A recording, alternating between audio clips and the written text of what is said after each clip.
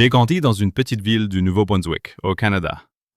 C'était une communauté soudée où tout le monde se connaissait. Boire faisait partie de la vie normale pour moi et mes amis. Nous avons commencé jeunes et l'alcool était présent à chaque célébration. Des fêtes sur la plage en été, au rassemblement de camps en hiver. L'alcool est rapidement devenu une routine pour moi. J'avais des antécédents familiaux d'alcoolisme, mais je ne me rendais pas compte à quel point cela pouvait devenir grave. Ce qui avait commencé comme un divertissement de fin de semaine s'est transformé en une consommation quotidienne d'alcool, même pendant les soirs d'école.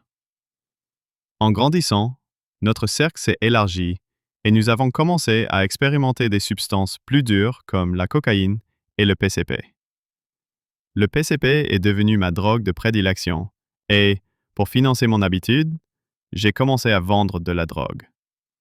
Le 1er avril 2000, j'ai quitté le Nouveau-Brunswick pour l'Ontario à la recherche d'un emploi. La ville représentait un énorme changement par rapport à ma petite ville. Sans ma famille autour, je me sentais libre de me faire plaisir.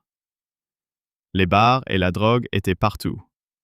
Nous vivions comme des rockstars, allant à des fêtes après les heures de bureau, et nous nous sentions invincibles.